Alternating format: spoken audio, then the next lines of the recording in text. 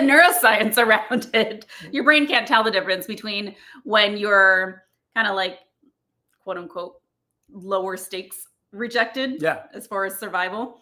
You could argue that point professionally. You need it for survival.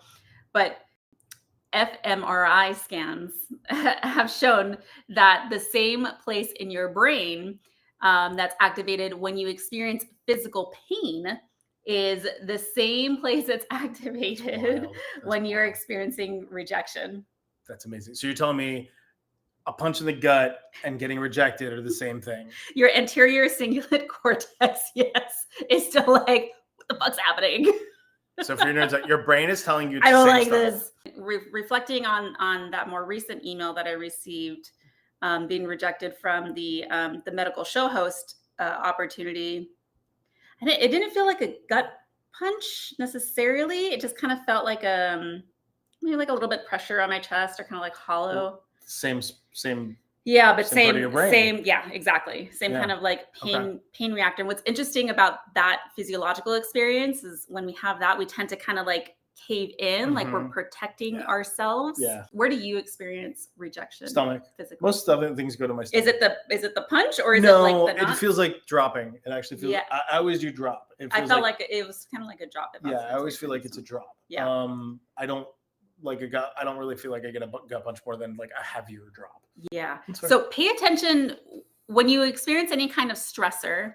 Pay attention to where you feel it physiologically, or how you experience it physiologically, because that's going to be a cue to you.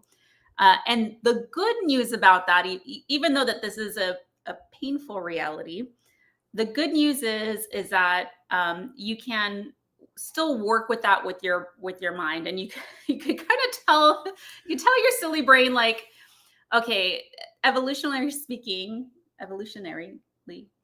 yes, sure, speaking, it makes sense that rejection would feel painful for us, because we are social beings and we rely on social communities in order to survive. Yeah. I think also the nice thing about having a physical manifestation of something that you're feeling, you get to notice it, you get to work with it, but also it ends. So when that thing ends, you get to also say it's a process. This will also then, I can move through it. And I think psychologically, good point, therapist Alex. Thanks, therapist, pigeonhole therapist. Me. But I think one of the things is psychologically, like, it does a lot to us when we get rejected, because we have a lot of like imposter syndrome, like the psychological impact of rejection is real. The existential crisis.